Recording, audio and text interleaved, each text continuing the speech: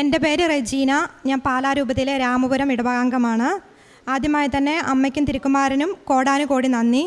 ഞാൻ ആദ്യമായി ഉടമ്പടി എടുത്തത് മാർച്ച് 3, 2021 എനിക്ക് വലിയ വിശ്വാസമൊന്നും ഇല്ലായിരുന്നു. എൻ്റെ അമ്മയുടെ നിർബന്ധപ്രകാരമാണ് ഞാനിവിടെ വന്ന് ഉടമ്പടി എടുത്തത്. ഞങ്ങൾ സാമ്പത്തികമായും ഭയങ്കര ഒരു പ്രതിസന്ധിയിൽ നിൽക്കുന്ന സമയമായിരുന്നു. അപ്പോൾ എനിക്ക് എല്ലാത്തിനോടും വെറുപ്പായിരുന്നു, പ്രാർത്ഥനയോടും എല്ലാത്തിനോടും ഭയങ്കര വെറുപ്പായിരുന്നു. ആ സമയത്ത് അമ്മ പറഞ്ഞു, ഞാൻ എന്തായാലും അവിടെ പോയി ഉടമ്പടി എടുത്ത് എനിക്ക് ഒരുപാട് അനുഗ്രഹങ്ങൾ ലഭിച്ചിട്ടുണ്ട്, അപ്പം നീ അവിടെ വന്ന് ഉടമ്പടി എടുക്കണമെന്ന് പറഞ്ഞു. അപ്പം നമുക്ക് നടക്കത്തില്ലാത്ത കാര്യങ്ങളാണല്ലോ നടന്നു കിട്ടുന്നത്. അപ്പം ഞാനും ഭാഗ്യപരീക്ഷണത്തിന്, അപ്പോൾ ആ സമയത്ത് ഞങ്ങളൊരു ബിസിനസ് സ്റ്റാർട്ട് ചെയ്യുന്ന സമയമാണ്, ഒരു ഹോട്ടൽ. അപ്പോൾ ഉണ്ടായിരുന്ന സ്വർണവും പൈസയൊക്കെ സ്വരൂക്കിട്ടി അത് സ്റ്റാർട്ട് ചെയ്യുന്ന സമയം പൈസയ്ക്ക് കുറച്ചുകൂടെ ടൈറ്റ് വന്നു. അപ്പോൾ ഒരു ലോൺ കിട്ടണം. ഇപ്പോൾ മാർച്ച് മാസത്തിൽ നമുക്കറിയാം ഒരു ബാങ്ക് നമുക്ക് ലോൺ തരത്തില്ല. അപ്പോൾ എനിക്ക് ഓൾറെഡി വിശ്വാസമില്ല. അപ്പം ഞാനൊരു ഭാഗ്യപരീക്ഷണത്തിന് ആ നിയോഗം വെച്ചു, അമ്മ ഈ മാസം ആ ലോൺ കിട്ടുവാണെങ്കിൽ ഞാൻ ഈ ഉടമ്പടി മുന്നോട്ട് പോകും, എനിക്ക് ഭയങ്കര വിശ്വാസത്തിൽ മുന്നോട്ട് പോകാമെന്നുള്ളൊരു നിലയിൽ. അങ്ങനെ മാർച്ച് 3 ഞാൻ ഉടമ്പടി എടുക്കുന്നത്. ആ മാർച്ച് അവസാനം തന്നെ ആ ലോൺ പാസ്സായി കിട്ടി. അങ്ങനെ ഞങ്ങൾ ആ ഹോട്ടൽ സ്റ്റാർട്ട് ചെയ്തു. നല്ല രീതിയിൽ പൊക്കോണ്ടിരുന്ന സമയത്താണ് കൊറോണ വന്നത്. അപ്പോൾ വീണ്ടും സാമ്പത്തികമായിട്ടും ഭയങ്കര പ്രതിസന്ധി വന്നു. അങ്ങനെ ഇരിക്കുമ്പോൾ ഞാനൊരു നേഴ്സാണ്. എല്ലാവരും എൻ്റെ അടുത്ത് പറഞ്ഞു, നീ OET എഴുത്, നിനക്ക് കിട്ടും, പോകാം എന്ന്. എനിക്കറിയാം എനിക്കൊന്നും അറിയത്തില്ല, ഞാൻ എഴുതിയാൽ എനിക്ക് കിട്ടത്തില്ല എന്ന് എനിക്കറിയാം. ഞാൻ 2005 നേഴ്സിംഗ് പാസ് ഔട്ടായ ഒരാളാണ്. എനിക്ക് കുറേ എക്സ്പീരിയൻസ് ഗ്യാപ്പുണ്ട്. അപ്പോൾ എനിക്കിത് കിട്ടാൻ ഭയങ്കര ബുദ്ധിമുട്ടാണെന്ന് എനിക്കറിയാം. എന്നെങ്കിൽ കൂടിയും ഞാൻ മാതാവിൽ വിശ്വാസം അർപ്പിച്ച് ഞാൻ എക്സാം അറ്റൻഡ് ചെയ്തു. 1 എഴുതി 2 എഴുതി, കിട്ടിയില്ല. എല്ലാവരും എന്നെ കളിയാക്കാൻ തുടങ്ങി, നീ ഉടമ്പടി എടുത്തിട്ട് നിനക്കിതൊന്നും കിട്ടിയില്ലേ എന്നുള്ള രീതിയിൽ എല്ലാവരും കളിയാക്കാൻ തുടങ്ങി. അപ്പോൾ ഞങ്ങൾക്ക് കടയുള്ളത് കൊണ്ട് ഞാനവിടെ ക്യാഷ് കൗണ്ടറിൽ നിന്നാണ് പലപ്പോഴും പല പല കാര്യങ്ങൾ ഇങ്ങനെ പഠിച്ചുകൊണ്ടൊക്കെ ഇരുന്നത്. അപ്പോൾ എല്ലാവരും പിന്നെയും കളിയാക്കാൻ തുടങ്ങി. പിന്നെ ഞാൻ ആരോടും പറയാണ്ട് എക്സാം എഴുതാൻ തുടങ്ങി. അങ്ങനെ 3, 4 എഴുതി, എന്നിട്ടും കിട്ടിയില്ല. അപ്പോൾ എല്ലാവർക്കും അറിയാം, ഈ OET എക്സാം എഴുതണമെങ്കിൽ നമുക്കൊരു 10-35,000 രൂപ എക്സാം ഫീസ് തന്നെ കൊടുക്കണം. അടുത്ത എക്സാം എഴുതാൻ പോലും പൈസ ഇല്ലാത്ത ഒരു സിറ്റുവേഷനായി. അപ്പോൾ ഓരോ തവണ എക്സാം തോക്കുമ്പോഴും ഞാൻ മാതാവിൻ്റെ അടുത്ത് പറയും, എൻ്റെ അമ്മേ, അടുത്ത എക്സാം എഴുതാൻ എനിക്ക് പൈസ ഇല്ല, ഇതിനും കൂടി നീ എന്നെ തോപ്പിക്കുവാണെങ്കിൽ എക്സാം എഴുതാനൊരു വഴി കൂടി നീ എനിക്ക് കാണിച്ചു തരണം. അങ്ങനെ 5ാമത്തെ വട്ടം എക്സാം എഴുതി. ഭയങ്കര പാടായിരുന്നു, എനിക്ക് കിട്ടത്തില്ല എന്ന് ഉറപ്പുണ്ട്. ഞാൻ എന്നിട്ട് എക്സാമിൻ്റെ റിസൾട്ട് അറിയുന്നതിന് 2 ദിവസം മുന്നേ ഞാൻ ഹസ്ബൻഡിൻ്റെ അടുത്ത് പറഞ്ഞു, എന്നെ കൃപാസനത്തിലൊന്ന് കൊണ്ടുപോയി വിടണം, ഞാൻ അവിടെ 2 ദിവസം ഇരുന്ന് പ്രാർത്ഥിക്കാൻ പോവുകയാണ്, നിങ്ങൾ തിരിച്ച് വീട്ടിലേക്ക് പൊക്കോ. അപ്പോൾ ഇവിടെ അച്ഛൻ പലപ്പോഴും പറഞ്ഞിട്ടുണ്ട്, നിങ്ങൾക്ക് ഇവിടെ ഇരുന്ന് പ്രാർത്ഥിക്കണോ, ഉടമ്പടി എടുക്കണോ, ഇവിടെ സിസ്റ്റേഴ്സ് നമുക്ക് താമസിക്കാൻ സൗകര്യം ചെയ്തു തരുമെന്ന്. ഞാനൊരു സിസ്റ്ററിൻ്റെ അടുത്ത് ചോദിച്ചു. അപ്പോൾ സിസ്റ്റർ പറഞ്ഞു, കുഴപ്പമില്ല, ഞങ്ങളുടെ കോൺവെൻറ്റിൽ സ്റ്റേ ചെയ്യാം. അങ്ങനെ 2 ദിവസം ഞാൻ സിസ്റ്റർമാരുടെ കോൺവെൻറ്റിൽ സ്റ്റേ ചെയ്യും. രാവിലെ ഒരു 6:30 ആകുമ്പോൾ സിസ്റ്റേഴ്സിൻ്റെ കൂട്ടത്തിൽ ഇവിടെ വരും, ഉപവാസം ഇരിക്കും. വൈകുന്നേരം അവർ തിരിച്ചു പോകുന്ന കൂട്ടത്തിൽ പോകും. ഞാൻ ആ ഫ്രണ്ടിൽ ആ തൂണിൻ്റെ ചോട്ടിലാണ് ഇരിക്കുന്നത്.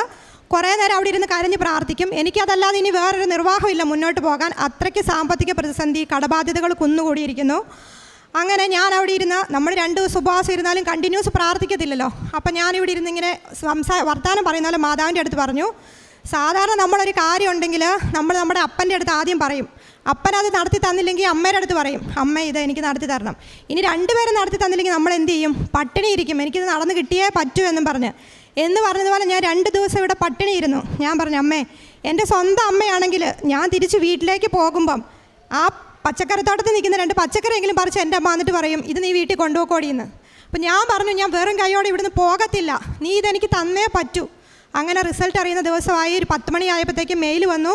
എനിക്കത് ഓപ്പൺ ചെയ്യാൻ ഭയങ്കര പേടി, ഇതിനും കൂടെ ഫെയിലായ ഇനി എക്സാം അറ്റൻഡ് ചെയ്യാൻ പോലും എൻ്റെ കയ്യിൽ പൈസയില്ല. അപ്പോൾ ഞാൻ അങ്ങനെ ഇവിടുന്ന് പാസ്വേഡ് അടിച്ചു. എനിക്കത് നോക്കാനുള്ള ശേഷിയില്ല. ഞാൻ ആ റിസൾട്ടിൻ്റെ സൈറ്റ് മാതാവിൻ്റെ നേരെ നോക്കി, പാസ്സാണേലും ഫെയിലാണേലും നീ തന്നെ എൻ്റെ റിസൾട്ട് ആദ്യം കണ്ടാൽ മതി എന്ന് പറഞ്ഞു. അങ്ങനെ ഞാൻ നോക്കി, ഇപ്പം എനിക്ക് അയർലൻഡ് സ്കോർ നൽകി മാതാവ് എന്നെ അനുഗ്രഹിച്ചു. പിന്നെ അതൊരു സെപ്റ്റംബർ മാസത്തിലായിരുന്നു. മാർച്ച് മാസമായിട്ടും എനിക്ക് ഇൻ്റർവ്യൂസ് ഒന്നും കിട്ടുന്നില്ല. പിന്നെയും പ്രതിസന്ധികളും തടസ്സങ്ങളും. ഞാൻ വീണ്ടും ഇവിടെ വന്ന് ഇതുപോലെ 2 ദിവസം ഉപവാസം ഇരുന്ന് പ്രാർത്ഥിച്ചു. ഇവിടുന്ന് അങ്ങ് ഇറങ്ങി വണ്ടിയെടുത്ത് ഇവിടുന്ന് അങ്ങ് മൂവ് ചെയ്യുന്ന സമയമായപ്പോഴത്തേനും ഒരു ബയോഡാറ്റ കൊടുത്ത ഒരാൾ വിളിച്ചിട്ട് പറഞ്ഞു, നാളെ നിനക്കൊരു ഇൻ്റർവ്യൂ ഉണ്ട്, നീ അതിന് ഓൺലൈൻ സൈറ്റിൽ കയറണമെന്ന് പറഞ്ഞു. തൊട്ട് പുറകെ വേറൊരാളും കൂടി വിളിച്ചു. അങ്ങനെ 2 ഇൻ്റർവ്യൂ എനിക്ക് സെറ്റായി. അപ്പം എനിക്ക് ഇത്രയും എക്സ്പീരിയൻസ് ഗ്യാപ്പും ഈ 2005 പാസ് ഔട്ടാണല്ലോ ഞാൻ പറഞ്ഞല്ലോ. അപ്പോൾ എനിക്ക് കുറച്ച് ബുദ്ധിമുട്ടുണ്ട് ഇൻ്റർവ്യൂ അറ്റൻഡ് ചെയ്യാൻ. അപ്പോൾ ഞാൻ ഇവിടുത്തെ ഉടമ്പടി പച്ചത്തിരിയും നീലത്തിരിയും കത്തിച്ച് വെച്ചു, നടുക്ക് ബൈബിൾ വെച്ചു, മാതാവിൻ്റെ സ്റ്റാച്യു വെച്ചു. ഓൺലൈൻ ഇൻ്റർവ്യൂ ആണ്.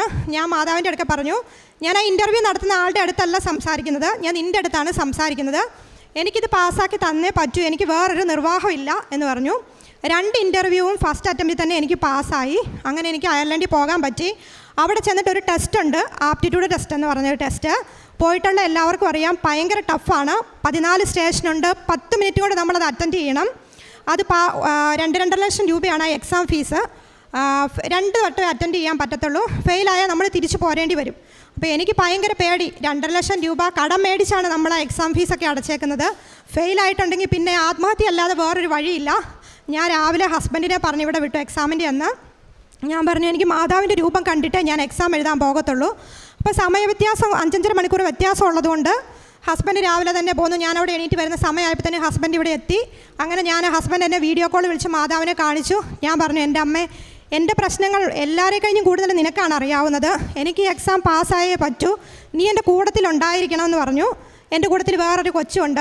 അപ്പം ഞാൻ അവളുടെ കയ്യിൽ പച്ചത്തിരി കൊടുത്തു, എൻ്റെ കയ്യിൽ നീലത്തിരി. ഞങ്ങൾ രണ്ടും പ്രത്യക്ഷീകരണ പ്രാർത്ഥന ചൊല്ലി. അവളെ ഞാൻ മാതാവിൻ്റെ രൂപം കാണിച്ചു കൊടുത്തു. ഞങ്ങൾ പ്രാർത്ഥിച്ചിട്ട് എക്സാമിന് പോയി. അപ്പം ആദ്യമേ തന്നെ ടീച്ചിങ് സെക്ഷനാണ്. അപ്പം നമ്മളോട് അവർ ചോദിക്കുന്ന ചോദ്യങ്ങൾക്കെല്ലാം മറുപടി പറയണം. എനിക്ക് പേടി വന്നാൽ ഒന്നും പറയാൻ പറ്റത്തില്ല. അപ്പം ഞാൻ ആദ്യമേ തന്നെ ആ സ്റ്റേഷന് പുറത്ത് നമുക്കൊരു ടൈം വായിക്കാനുള്ളൊരു ടൈമുണ്ട്. അവിടെ ഞാൻ കുരിശ് വരച്ച് പ്രാർത്ഥിച്ചു, മാതാവേ നീ എൻ്റെ കൂടെ ഉണ്ടായിരിക്കണം, നീ ആയിരിക്കണം എനിക്ക് പകരം ആൻസർ പറയേണ്ടത്. എനിക്കറിയില്ല, ഞാൻ അവിടെ കയറി കഴിഞ്ഞിട്ട് അവർ ചോദിക്കുന്നതിനെല്ലാം നിർത്താണ്ട് എനിക്ക് ആൻസർ ചെയ്യാൻ പറ്റി. അങ്ങനെ ഫസ്റ്റ് അറ്റംപ്റ്റിൽ തന്നെ ആ 14 സ്റ്റേഷനും കംപ്ലീറ്റ് ആക്കാനും ജൂലൈ 26-ാം തീയതി അവിടെ ജോലിക്ക് കയറാനും പറ്റി. ജോലിക്ക് കയറിയതിന് ശേഷം 4 പിള്ളേർ ഒന്നിച്ചാണ് ഞങ്ങൾ പോയത്. അപ്പം അവരൊക്കെ എന്ന് പറഞ്ഞിട്ട് ഒരു 10-28 വയസ്സേ ഉള്ളൂ. എനിക്ക് 10-39 വയസ്സുണ്ട്. അപ്പോൾ അവരുടെ കൂട്ടത്തിൽ പോയതിൽ ഏറ്റവും പൊട്ട് ഞാനാണ്. അപ്പോൾ എനിക്കിത് ഈ സിറ്റുവേഷനൊക്കെ ആയിട്ടൊന്ന് അഡാപ്റ്റ് ചെയ്യാനായിട്ട് ഭയങ്കര പാടാണ്. അപ്പോൾ ഞങ്ങളുടെ ഒരു അഡോണുണ്ട്, അസിസ്റ്റൻറ്റ് ഡയറക്ടർ ഓഫ് നഴ്സിംഗ്. പുള്ളിക്കാരത്തേക്ക് എൻ്റെ അടുത്ത് ഭയങ്കര എപ്പോഴും എൻ്റെ അടുത്ത് ദേഷ്യപ്പെടും. നിനക്കൊന്നും അറിയത്തില്ല, നിൻ്റെ കൂട്ടത്തിൽ വന്ന മറ്റൊരു കണ്ടോ പിക്കപ്പ് ആയത്, നിനക്കറിയില്ല എന്ന് പറഞ്ഞ് എപ്പോഴും എന്നെ ഇങ്ങനെ കുറ്റപ്പെടുത്തും. ഞാൻ ജോലി ചെയ്തുകൊണ്ടിരിക്കുന്നതിൻ്റെ ഇടയ്ക്ക് ഒരു 100 കൂട്ടം അസൈൻമെൻറ്റ്സ് എനിക്ക് കൊണ്ടുതരും. ഞാൻ മാതാവിൻ്റെ അടുത്ത് പറഞ്ഞു, നിന്നോട് ഞാൻ ഒരുപാട് പ്രാർത്ഥിച്ച് നേടിയതാണ്, എനിക്ക് ഈ കടമ്പകൾ കടന്നേ പറ്റൂ, നീ എൻ്റെ കൂടെ ഉണ്ടായിരിക്കണം. ഞാൻ ആ പുള്ളിക്കാരത്തിക്ക് വേണ്ടി പ്രാർത്ഥിക്കുവാൻ തുടങ്ങി. എൻ്റെ മാതാവേ, നീ പുള്ളിക്കാരത്തിയുടെ മേൽ അനുഗ്രഹം ചൊരിയണമേ, എൻ്റെ അടുത്തുള്ള ഈ അസ്വസ്ഥത പുള്ളിക്കാരത്തിനെ മാറ്റി കൊടുക്കണമേ എന്ന് പ്രാർത്ഥിച്ചു. അങ്ങനെ എൻ്റെ ഒരു കസിൻ അവിടെ വർക്ക് ചെയ്യുന്നുണ്ടായിരുന്നു. പുള്ളിക്കാരൻ, ഞാൻ വീട്ടിൽ വന്നു കഴിഞ്ഞാൽ എന്നും കരച്ചില്ല. പിറ്റേ ദിവസം എനിക്ക് ഡ്യൂട്ടിക്ക് പോകാൻ ബുദ്ധിമുട്ടാണ്. നാളെ അങ്ങോട്ട് ചെന്ന് കഴിയുമ്പോൾ ഈ പുള്ളിക്കാരി എൻ്റെ പുറകെ നടന്ന് എന്നെ ഓരോന്ന് പറഞ്ഞ് ഇങ്ങനെ ബുദ്ധിമുട്ടിക്കും. അപ്പം എൻ്റെ കസിൻ ചെറുക്കനുണ്ടായിരുന്നു അവിടെ. അപ്പോൾ അവൻ പറഞ്ഞു, നീ ചെയ്യണത് ശരിയല്ല കേട്ടോ, അവൾ മാനസികമായിട്ടും ഭയങ്കര ബുദ്ധിമുട്ടിലാണ് എന്ന് പറഞ്ഞു. അപ്പോൾ പിറ്റേന്ന് എന്താണോ അതിൻ്റെ പിറ്റേന്ന് എനിക്ക് നൈറ്റ് ഡ്യൂട്ടി കഴിഞ്ഞിട്ട് ഞാൻ നിൽക്കുമ്പോൾ എൻ്റെ അടുത്ത് പറഞ്ഞു, റെജിന എൻ്റെ ക്യാബിനിലേക്ക് വരാൻ പറഞ്ഞു. എൻ്റെ അടുത്ത് പറഞ്ഞു, എനിക്ക് നിൻ്റെ അടുത്ത് പേഴ്സണലായിട്ട് യാതൊരു വൈരാഗ്യവും ഇല്ല, എനിക്ക് നിൻ്റെ അടുത്ത് ഒരു കുഴപ്പമില്ല, നിനക്ക് പറ്റും, നീ പെട്ടെന്ന് പിക്കപ്പ് ആകും, എനിക്കൊരു ഹഗ് തരാൻ പറഞ്ഞു. അങ്ങനെ എന്നെ ഇങ്ങനെ ചേർത്ത് പിടിച്ചു. അപ്പോൾ ഞാൻ പറഞ്ഞു, എനിക്ക് നിൻ്റെ അടുത്തൊരു ദേഷ്യമില്ല, ഞാനൊരു സാധനം തന്നാൽ നീ മേടിക്കുമോ എന്ന് ചോദിച്ചു. അപ്പോൾ എൻ്റെ കയ്യിൽ മാതാവിൻ്റെ കാശുരൂപം ഉണ്ടായിരുന്നു. അപ്പോൾ എന്താണെന്ന് ചോദിച്ചു. ഞാൻ മാതാവിൻ്റെ കാശുരൂപം കൊടുത്തിട്ട് പറഞ്ഞു, നിനക്ക് എന്ത് പ്രതിസന്ധി വന്നാലും നീ മാതാവിനോട് പ്രാർത്ഥിച്ചാൽ മതി, മാതാവ് നിന്നെ ഹെൽപ്പ് ചെയ്യുമെന്ന് പറഞ്ഞു. അപ്പോൾ എൻ്റെ അടുത്ത് എനിക്ക് വലിയ വിശ്വാസമൊന്നുമില്ല, പക്ഷേ ഞാനിതെന്നും എൻ്റെ പേഴ്സിൽ കീപ്പ് ചെയ്തേക്കാമെന്ന് പറഞ്ഞു. അന്ന് തൊട്ട് ഇന്ന് വരെ എനിക്ക് ഒരു പ്രശ്നവും കൂടാതെ അവിടെ ജോലി ചെയ്യാനായിട്ട് സാധിച്ചു. ഇപ്പം എൻ്റെ അടുത്ത് പുള്ളിക്കാരത്തേക്ക് വേറെ പ്രശ്നങ്ങളൊന്നുമില്ല, സന്തോഷമായിട്ട് അവിടെ ജോലി ചെയ്ത് പോകുന്നു. പിന്നെ വീട് കിട്ടാൻ ഭയങ്കര പാടാണ് നമ്മളവിടെ ചെന്നിട്ടുണ്ടെങ്കിൽ. അപ്പം ഞാൻ ഈ കസിൻ്റെ കൂട്ടത്തിൽ നിൽക്കുന്നത് കൊണ്ട് എനിക്ക് ഹസ്ബൻഡിനെയും മക്കളെയും കൊണ്ടുവരണമെങ്കിൽ വീട് കിട്ടിയാലേ പേപ്പറിന് അപ്ലൈ ചെയ്യാൻ പറ്റത്തുള്ളൂ. അപ്പോൾ ഞാൻ ആ നിയോഗം വെച്ച് ഞാൻ പ്രാർത്ഥിച്ചു. ഹസ്ബൻഡിൻ്റെ അടുത്ത് ഞാൻ പറഞ്ഞു, ഇവിടെ ജപമാല പ്രദക്ഷിണത്തിന് ഈ ഒരു നിയോഗം വെച്ചിട്ട് വന്ന് അറ്റൻഡ് ചെയ്യണമെന്ന് പറഞ്ഞു. അങ്ങനെ ഒക്ടോബർ മാസത്തിൽ ഹസ്ബൻഡ് ഇവിടെ വന്ന് ജപമാല പ്രദക്ഷിണത്തിന് പങ്കെടുത്തു. അതിൻ്റെ ഫലമായിട്ട് നവംബർ 24-ാം തീയതി എനിക്കൊരു വീട് ലഭിച്ചു. അവിടെ എല്ലാ സൗകര്യങ്ങളോടും കൂടിയൊരു വീട്. പിന്നെ എനിക്കൊരാഗ്രഹം ഉണ്ടായിരുന്നു, വീടിൻ്റെ അടുത്തൊരു പള്ളി വേണം, അവിടെ ഒരു ഗ്രോട്ടോ വേണം, പ്രാർത്ഥിക്കുവാൻ പോകണം എന്നൊക്കെ. എനിക്ക് 10 മിനിറ്റ് നടന്നാൽ മതി ഞങ്ങളുടെ പള്ളിയിലേക്ക് പോകാനായിട്ട്. ആ പള്ളിയുടെ മുറ്റത്തൊരു മാതാവിൻ്റെ സ്റ്റാച്യു ഉണ്ട്. അപ്പോൾ എൻ്റെ ആഗ്രഹം പോലെ തന്നെ മാതാവ് എനിക്ക് എൻ്റെ എല്ലാ കാര്യങ്ങളും സാധിച്ചു തന്നു. ഫാമിലി വിസയ്ക്ക് ഞാൻ അപ്ലൈ ചെയ്തായിരുന്നു. അപ്പോൾ അതിനും കുറേയേറെ തടസ്സങ്ങളും കാര്യങ്ങളൊക്കെ ഉണ്ടായിരുന്നു. അപ്പോൾ ഞാൻ ലീവിന് അപ്ലൈ ചെയ്തു. അപ്പോൾ ഞാനിപ്പോൾ ലീവിന് വന്നതാണ്. അപ്പോൾ അവരെയും കൊണ്ട് തിരിച്ചു പോകാമെന്നുള്ളൊരു പ്രതീക്ഷയിലാണ് ഞാൻ വന്നത്. ഞാൻ അവിടുന്ന് പോരുമ്പോൾ ഞാൻ മനസ്സിൽ കണക്ക് കൂട്ടി, ഞാൻ ചെല്ലണതിൻ്റെ പിറ്റേന്ന് ഞാൻ അമ്മയുടെ അടുത്ത് പോയി അമ്മേനെ കണ്ട് നന്ദി പറയും എന്നൊക്കെ. പക്ഷേ ഇവിടെ വന്ന ഓരോരോ ഇതിൽ ഇങ്ങനെ മുഴുകിപ്പോയി എനിക്ക് വരാൻ സാധിച്ചില്ല. അപ്പം ഈ വിസയ്ക്ക് തടസ്സം വന്നപ്പോൾ ഞാൻ വിചാരിച്ചു, ദൈവമേ, ഞാൻ മാതാവിൻ്റെ അടുത്ത് ഇങ്ങനെ ഒരു കാര്യം പറഞ്ഞായിരുന്നല്ലോ, ഞാൻ അമ്മയുടെ അടുത്ത് ചെന്നില്ലല്ലോ എന്ന്. അങ്ങനെ ഞാൻ കഴിഞ്ഞ ആഴ്ച ഇവിടെ വന്ന് എൻ്റെ ഉടമ്പടി പുതുക്കി ആ നിയോഗം വെച്ചു. ഞാനിവിടെ നിന്ന് അമ്മയുടെ അടുത്ത് പറഞ്ഞു, അമ്മേ, ഞാൻ ഇവരെ കൂട്ടിക്കൊണ്ട് പോകാനായിട്ടാണ് വന്നേ, ഞാൻ ഒറ്റയ്ക്ക് അങ്ങോട്ട് തിരിച്ച് പോകത്തില്ല കേട്ടോ. കാരണം ഞാൻ എന്ത് പറഞ്ഞാലും എല്ലാവരോടും പറയും, അമ്മയോട് പ്രാർത്ഥിച്ചാൽ മതി, അമ്മ നിങ്ങളുടെ ആഗ്രഹങ്ങൾ നടത്തി തരുമെന്ന്. അപ്പോൾ എൻ്റെ ഈ ആഗ്രഹം സാധിച്ചു തരാതെ എനിക്കിനി അവരോട് പറയാൻ പറ്റുമോ, ഇതേ നിങ്ങൾ മാതാവിനോട് പ്രാർത്ഥിച്ചാൽ മതിയെന്ന്. അങ്ങനെ ഇന്നലെ അവർക്ക് ഫാമിലി വിസ അപ്രൂവായി. ഇന്നിപ്പം പാസ്പോർട്ട് കളക്ട് ചെയ്യാനും പറഞ്ഞ് അവർ വിളിച്ചിട്ടുണ്ട്. ഇന്ന് 5 മണിക്ക് മുന്നേ അത് പോയി കളക്ട് ചെയ്യണം. വെള്ളിയാഴ്ചത്തേന് ഫ്ലൈറ്റ് ടിക്കറ്റ് എടുത്തു. ഈ വെള്ളിയാഴ്ച ഫാമിലി സമയത്ത് ഞങ്ങൾ അയർലൻഡിന് പോവുകയാണ്. അതൊരു വലിയ സാക്ഷ്യം. പിന്നെ എൻ്റെ അമ്മയ്ക്ക് വേണ്ടിയിട്ടാണ് അടുത്ത സാക്ഷ്യം. അമ്മയ്ക്ക് ഒരു സർജറി ചെയ്യേണ്ടി വന്നു. അമ്മയ്ക്ക് നെർവ് കംപ്രഷനായിരുന്നു. അപ്പം നല്ല രീതിയിൽ കംപ്രഷൻ ഉണ്ടായിരുന്നു. അപ്പം മെഡിക്കൽ ഫീൽഡിലുള്ളവർക്കറിയാം, ഈ ഒരു ലംബാർ റീജിയൻ മുതൽ ഒരു സാക്രൽ റീജിയൻ വരെ നെർവ് ഭയങ്കരമായിട്ടും കംപ്രസ് ചെയ്തിരിക്കുമായിരുന്നു. ഒരു മേജർ സർജറിയാണ്. ആ സർജറി ഞങ്ങളുടെ അവിടെയുള്ള ഒരു പ്രശസ്തമായ ഹോസ്പിറ്റലിൽ തന്നെയാണ് ചെയ്തത്. പക്ഷേ ആ സർജറി ഭയങ്കര ഫെയിലിയർ ആയിപ്പോയി. ആ ഇട്ടിരുന്ന സ്ക്രൂ അവർ വെർട്ടിബ്രോപ്ലാസ്റ്റ് ചെയ്തു. ആ ഇട്ടിരുന്ന സ്ക്രൂ അയഞ്ഞു പോയി. ആ സ്ക്രൂ ഒരഞ്ഞ് അമ്മയുടെ ഉള്ളിൽ അവിടെ ഒരു ചെറിയ മുഴ പോലെ വന്നു. അമ്മയ്ക്ക് ഇരിക്കത്തില്ല, നിൽക്കത്തില്ല, കിടക്കത്തില്ല. അമ്മ എപ്പോഴും കരച്ചിൽ തന്നെ. അപ്പോൾ ഞങ്ങൾ മക്കൾ 3 പേരും ഇവിടെ ഇല്ല, അമ്മയുടെ അടുത്ത് ആരുമില്ല. അമ്മ മാനസികമായിട്ടും ഭയങ്കര തകർന്നിരിക്കുന്ന സമയമാണ്. അപ്പം ഞങ്ങളെല്ലാവരും നിയോഗം വെച്ച് പ്രാർത്ഥിച്ചു. അപ്പോൾ അന്ന് കുവൈറ്റിൽ നമ്മുടെ അച്ഛൻ ധ്യാനിപ്പിക്കാൻ ചെല്ലുന്ന സമയമാണ്. അപ്പോൾ അനിയത്തി കുവൈറ്റിലാണ് ജോലി ചെയ്യുന്നത്. അനിയത്തി ഈ ഒരു ഇത് വെച്ച് അച്ഛനെ കാണാൻ അവിടെ ചെന്നു. അന്നേരം അവിടെ തിരക്ക് കൊണ്ട് കാണാൻ സാധിക്കത്തില്ലെന്ന് പറഞ്ഞാൽ അവർ പറഞ്ഞു വിടാൻ തുടങ്ങി. അപ്പോൾ അവൾ പറഞ്ഞത്, ഞാൻ എന്നെ 1 മാസമായി കുഞ്ഞിനെ ഇട്ടിട്ട് വന്നതാ ചേട്ടാ, എനിക്ക് കണ്ടേ പറ്റൂ എന്ന് പറഞ്ഞു. അങ്ങനെ അച്ഛനെ കണ്ടു പ്രാർത്ഥിക്കണമെന്ന് പറഞ്ഞു. അച്ഛൻ ഓക്കെ എന്ന് പറഞ്ഞു. ഒന്നും പറഞ്ഞില്ല. ഇവളങ്ങ് പോയപ്പോൾ അച്ഛൻ തിരിച്ചു വിളിച്ചിട്ട് പറഞ്ഞു, മോനെ, കർത്താവിന് സുഖപ്പെടുത്താൻ പറ്റാത്തതായിട്ട് എന്താ ഉള്ളത്, നീ പ്രാർത്ഥിച്ചോളാൻ പറഞ്ഞു. അങ്ങനെ 2ാമത്തെ സർജറിക്ക് വേണ്ടിയിട്ട് അമ്മേനെയും കൊണ്ട് ഈ അടുത്ത ഏരിയയിലുള്ള എല്ലാ പ്രശസ്തമായ ഹോസ്പിറ്റലുകളിലും ചെന്നിട്ടും ആരും എടുക്കാൻ തയ്യാറായില്ല. കാരണം സ്പൈനൽ കോഡിന് ചെയ്യുന്ന സർജറിയാണ്. എന്തെങ്കിലും ഫെയിലിയർ വന്നിട്ടുണ്ടെങ്കിൽ തളർന്നു പോകും. അതുകൊണ്ട് ആരും എടുക്കത്തില്ല. അങ്ങനെ ഞങ്ങളെല്ലാവരും ശക്തമായിട്ട് പ്രാർത്ഥിച്ചു. അവസാനം ആശ്രം മെഡിസിറ്റി കൊണ്ടുവന്നപ്പോൾ അവിടുത്തെ ഒരു ഡോക്ടർ പറഞ്ഞു, ഒരു 50% ചാൻസ് സക്സസ് റേറ്റും ബാക്കി ഫെയിലിയർ റേറ്റുമാണ്, നിങ്ങൾക്ക് സമ്മതമാണെങ്കിൽ ഞാൻ ചെയ്യാമെന്ന് പറഞ്ഞു.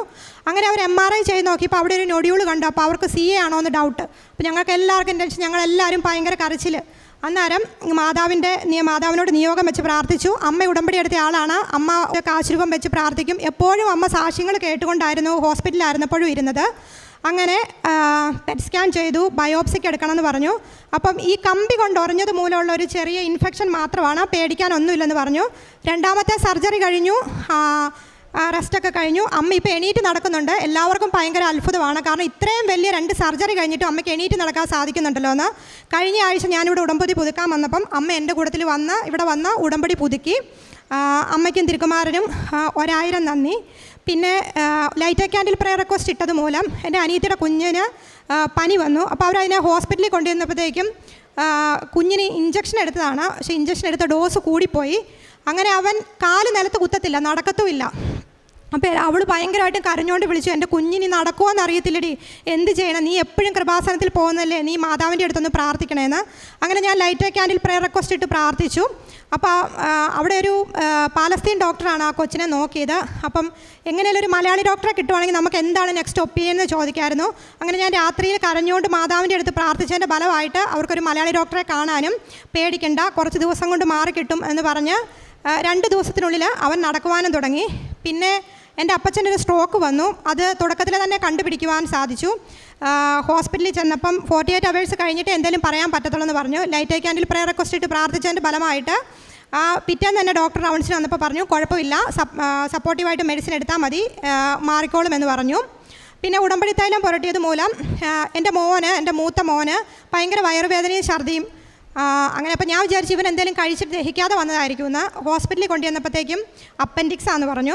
അപ്പോൾ സർജറി വേണമെന്ന് പറഞ്ഞു. അവനാണെങ്കിൽ ഒരു ഇഞ്ചക്ഷൻ എടുക്കുന്നത് പോലും പേടിയാണ്. അവൻ ഭയങ്കര കരച്ചില്ല, അമ്മ എനിക്ക് സർജറി ചെയ്യണ്ട എന്നും പറഞ്ഞ്. അപ്പോൾ ഞാൻ പറഞ്ഞു, എൻ്റെ മാതാവേ, ഞാൻ എന്താ ചെയ്യുന്നത് ഈ കുഞ്ഞിനെ കൊണ്ട്. അപ്പോൾ ബ്ലഡ് കൗണ്ട് നോക്കിയപ്പോൾ കൗണ്ട് നല്ല കൂടുതലാണ്. സ്കാൻ ചെയ്ത് നോക്കിയപ്പോൾ അതിലും ഉണ്ട്. അപ്പം ഞങ്ങളുടെ അടുത്തുള്ള ഒരു ക്ലിനിക്കിലെ ഡോക്ടറിനോട് ഒരു സെക്കൻഡ് ഒപ്പീനിയൻ ചോദിച്ചു തന്നപ്പോൾ ഡോക്ടർ പറഞ്ഞു, അപ്പൻഡിക്സ് ആണ്, സർജറി ചെയ്യാതെ പറ്റത്തില്ല, അവൻ കളിക്കുകയൊക്കെ ചെയ്യുമ്പോൾ പിന്നെയും കൂടും, എനിവേ നിങ്ങളൊരു സെക്കൻഡ് ഒപ്പീനിയൻ ESIയിൽ കൊണ്ടുപോക്കോ എന്ന് പറഞ്ഞു. അപ്പോൾ ഞാൻ മാതാവിൻ്റെ അടുത്ത് രാവിലെ ഞാൻ ഇറങ്ങുന്നതിന് മുമ്പ് അവനോട് പറഞ്ഞു, മാനെ നീ ഇവിടെ നിന്ന് മാതാവിനോട് പ്രാർത്ഥിച്ചോ, സർജറി കൂടാതെ ഇത് സുഖപ്പെടുവാണ്, പ്രശ്നങ്ങളൊന്നും ഇല്ലാന്നുണ്ടെങ്കിൽ ഇവിടെ വന്ന് സാക്ഷ്യപ്പെടുത്തിയേക്കാന്ന് നീ മാതാവിനോട് പ്രാർത്ഥിച്ചോ എന്ന് പറഞ്ഞു. അങ്ങനെ അവനും അവിടെ നിന്ന് പ്രാർത്ഥിച്ചിട്ട് ഇറങ്ങി. അങ്ങനെ ഞങ്ങൾ ESIയിൽ കൊണ്ടുപോയി. അവിടെ ചെന്ന് കഴിഞ്ഞപ്പോഴത്തേക്ക് ഇവൻ്റെ ഏജ് ഇച്ചിരി കൂടുതലായതുകൊണ്ട് മെഡിക്കൽ കോളേജിൽ കൊണ്ടുപോകാൻ പറഞ്ഞു. അവിടെ ചെന്ന് ഡോക്ടേഴ്സിനെ കണ്ടു. തലേന്ന് കൂടി നിന്ന ബ്ലഡ് കൗണ്ട് പിറ്റേന്ന് ചെന്നപ്പോഴത്തേക്കും നോർമൽ റേഞ്ചിൽ നിൽക്കുന്നു. അപ്പോൾ ഡോക്ടർ പറഞ്ഞു ആൻറ്റിബയോട്ടിക് മാത്രം എടുത്താൽ മതി, സർജറി വേണ്ടാന്ന് പറഞ്ഞു.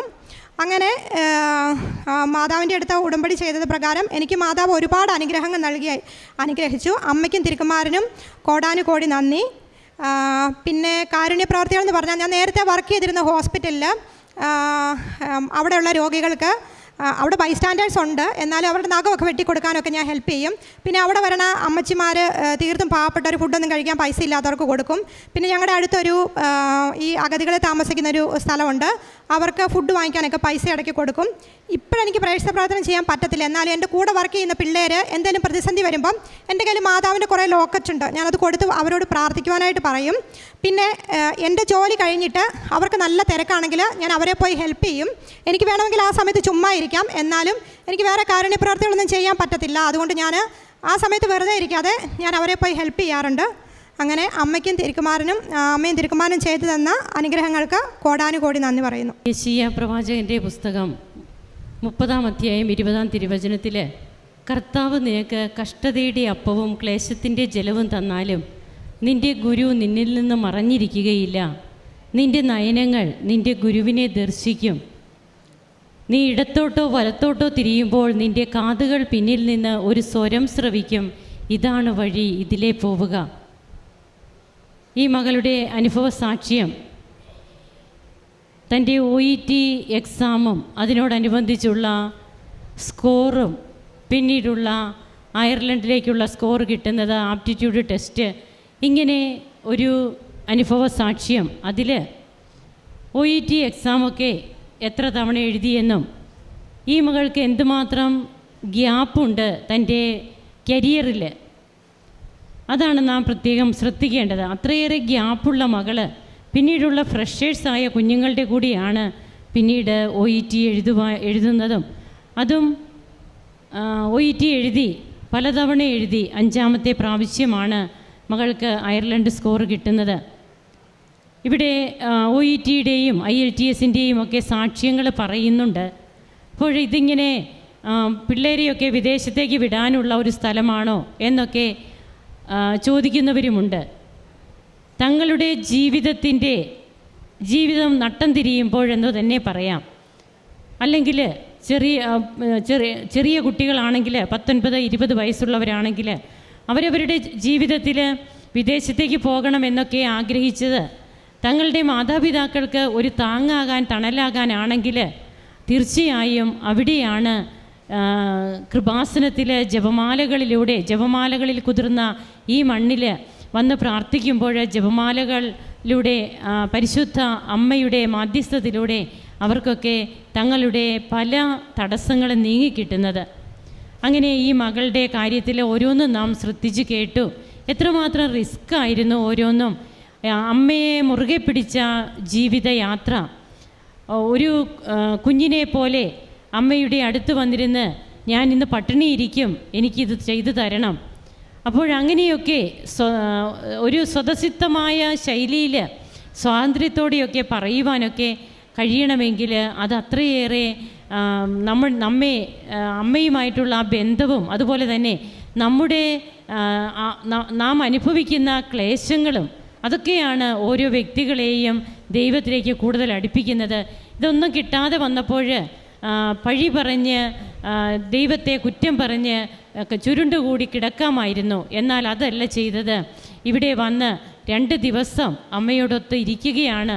എനിക്ക് വേറെ ഒന്നും ചെയ്യാനില്ല, ആരുമില്ല എൻ്റെ കൂടെ വരാൻ, എനിക്ക് സപ്പോർട്ടിന് ആരുമില്ല, പൈസ തരാൻ ആരുമില്ല, ഇനി നീ തന്നെ മാത്രം ശരണം. ഇതൊക്കെ ഉടമ്പടി സാക്ഷ്യങ്ങൾ ഇവിടെ കേൾക്കുകയാണ്. ഇവിടെ ഒരു ധ്യാന പ്രസംഗങ്ങളൊന്നും നടക്കുന്നില്ല. ഈ സാക്ഷ്യങ്ങൾ അണമുറിയാതെ ഇങ്ങനെ പ്രവഹിച്ചുകൊണ്ടിരിക്കുകയാണ്. ഇതാണ് ഈ കൃപാസനത്തിൽ നടക്കുന്നത്. ഇതൊക്കെ നാം കേൾക്കുമ്പോൾ നമുക്കും പ്രചോദനമാണ്. നമ്മുടെ ജീവിതത്തിൽ നാം ഒത്തിരിയേറെ തകർന്നു നിൽക്കുന്നവരാണെങ്കിൽ തളരേണ്ട. ഒരു അമ്മയും ഈശോയും നമുക്കൊപ്പമുണ്ട്. നമുക്ക് ജീവിതത്തിലെ പ്രതീക്ഷയ്ക്ക് വകയുണ്ട്. എന്നാൽ നമ്മുടെ ജീവിതത്തിൽ നാമും മാറ്റങ്ങൾ വരുത്തേണ്ടടുത്ത് മാറ്റങ്ങൾ വരുത്തണം. തനിക്ക് പല സാഹചര്യങ്ങളിലും ഒത്തിരിയേറെ തൻ്റെ ജോലി കഴിഞ്ഞിട്ട് കിട്ടുന്ന സമയമൊക്കെ റെസ്റ്റ് എടുക്കാമായിരുന്നു. എന്നാൽ തനിക്ക് കാരുണ്യ പ്രവർത്തികൾ വേറെയൊന്നും ചെയ്യാൻ പറ്റാത്തത് കൊണ്ട് മറ്റുള്ളവരുടെ ജോലി അവർക്ക് കൂടുതലുണ്ടെങ്കിൽ ആ ജോലി കൂടി താൻ ഏറ്റെടുക്കുന്നു, താൻ അതുകൂടി ചെയ്യുവാനായിട്ട് ശ്രദ്ധിക്കുന്നു. ഇതൊക്കെ ഒരു ഉൾക്കണ്ണുകൊണ്ട് നാം കണ്ട് നമുക്ക് ചെയ്യാൻ പറ്റുന്ന കാര്യങ്ങളാണ്. അല്ലാതെ സാധാരണ നിലയിൽ നിന്നുകൊണ്ട് ചെയ്യുന്നതല്ല. സാധാരണ നിലയിലാണെങ്കിൽ അത് അവരുടെ പണി, ഇത് എൻ്റെ പണി, അത്രമാത്രം. എന്നാൽ നാം കുറച്ചുകൂടി കടന്ന് ഉൾക്കണ്ടുകൊണ്ട് കാണുമ്പോഴാണ് ഇതൊക്കെ നമുക്ക് ചെയ്യുവാൻ കഴിയുക.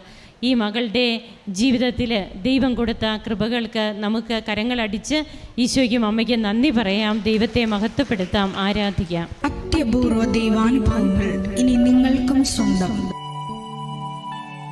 ഈ യൂട്യൂബ് ചാനൽ ഇതുവരെ സബ്സ്ക്രൈബ് ചെയ്തിട്ടില്ലെങ്കിൽ ഇപ്പോൾ തന്നെ സബ്സ്ക്രൈബ് ചെയ്യുക. ഈ വീഡിയോ ഇപ്പോൾ തന്നെ നിങ്ങളുടെ സുഹൃത്തുക്കൾക്ക് ഷെയർ ചെയ്തുകൊണ്ട് കർത്താവിൻ്റെ പ്രേക്ഷിതരാകുക.